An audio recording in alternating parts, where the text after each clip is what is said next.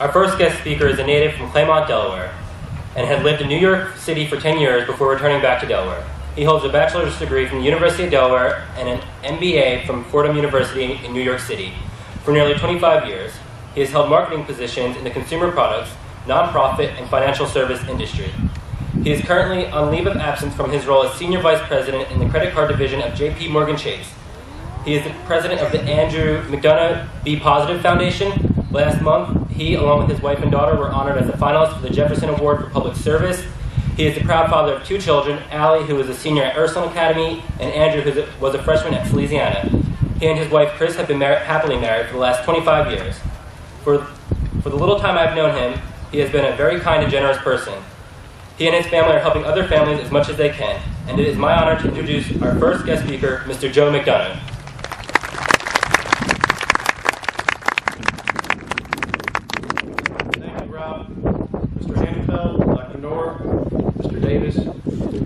Mr. Brown, Mr. Griffith, Mr. Lee, administrators, teachers, staff, family, friends, and most importantly, the Seaford High School class of 2008, thank you very much for inviting me to spend this special day with you. I want you to appreciate and celebrate this day.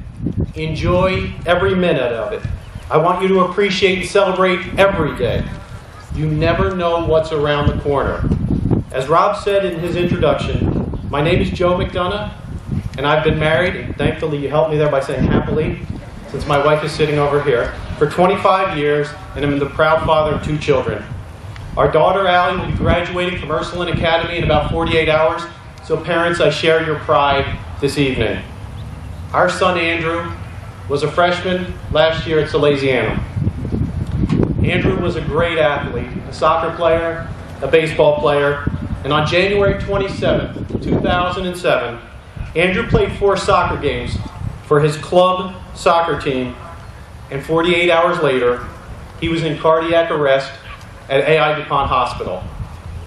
We brought him to the hospital thinking that he had appendicitis, only to find out that he had AML leukemia and sepsis. The doctors told us that Andrew would not live through the night. Over the next 166 bonus days, my son underwent 40 to 50 surgical procedures. He had multiple strokes, hemorrhages, an aneurysm that required us to airlift him to Jefferson Hospital in Philadelphia. He lost his eyesight, he lost most of his hearing, and he had other challenges thrown at him. But Andrew never lost his faith and his spirit. He inspired people the world over. Sadly, our hero went to heaven on July 14, 2007, at the age of 14.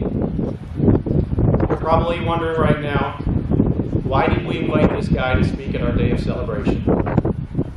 My son touched more lives in 14 years than many people will in 80 years. Andrew continues to touch people through the Andrew McDonough Be Positive Foundation that we started to honor Andrew and continue his legacy. By the way, Be Positive comes from the fact that that was Andrew's blood type and became our motto from day one in the hospital. With all humility, I would like you to learn a little bit more about Andrew and encourage you to live like Andrew. And what does it mean to live like Andrew? First of all, have fun. If you ever got a chance to see my son, he was always smiling from ear to ear. Have faith. He never lost his faith throughout everything. Andrew had a very simple approach and believed so firmly and resolutely in God, and that is the one thing I know today, that Andrew is in heaven. That's the only thing I'm sure of. Set goals and try your best. My son said to me, "Dad, I want to make principals list," which was straight A's. He hit 4.09, and his certificate was delivered to the hospital by his principal. Show affection. Shortly before Andrew went into the hospital, I dropped him off at his friend's house. He came up to me when we were leaving, gave me a hug, kissed me on the cheek, and said, "Dad, I love you. Thanks for bringing me up here." I got to tell you, I was not that mature when I was 14. I thought I was way too cool for that. Andrew gave me that gift. That is a gift that I will treasure till the day I die. Carve out time for your family. My son did that frequently. Dad, do you want to have a catch? I thought he was getting ready for baseball season. We'd go out in the garage. He said, what do you want to have a catch with? He just wanted to do something with me. And I challenge you, and I challenge your families. Make time. Carve out time for each other. Because you never know what's around the next corner. And appreciate the blessings that you have and keep your life in perspective. You all have the potential to do amazing things and touch people in many ways. You have God-given gifts that you haven't even discovered yet. But it's not going to happen by accident. You have to choose to make a difference. Actually, I don't think that helping people really is a choice. I believe that helping others is an obligation that we have. I challenge all of you, graduates and your families, when you lay your head down on the pillow tonight, ask yourself, was I the best person I could be today? Did you make a difference in the life of at least one person? Did you use all of your God-given talents?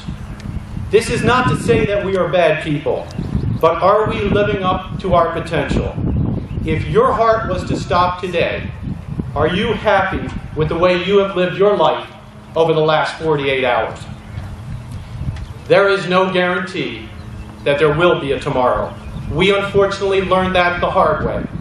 But I pray that you will have many, many tomorrows to be the absolute best person you can be.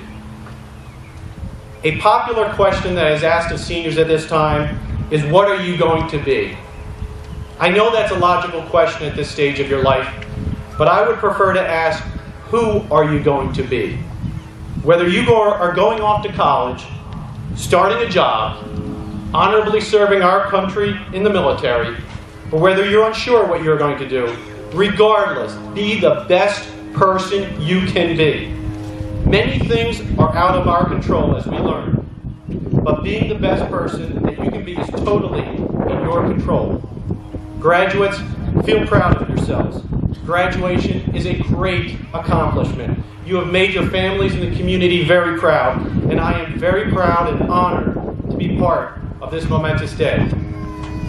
In closing, I would like to share with you a few lines from a song from a Broadway show that was sung at the celebration of my son Andrew's life last July. The show was called Wicked, and the song is called For Good. I do believe that I have been changed for the better, and because I knew you, I have been changed for good. I know that my son changed me for the better, and he certainly changed me for good. I hope and pray that by sharing a little bit about Andrew with you, that you too will be changed for the better, and that you will be changed for good. And I am very confident that today, tomorrow, and in the years to come, people will be saying about you, because I knew you, I have been changed for the better, and I have been changed for good. Seaford High School class of 2008, thank you, and may God bless you.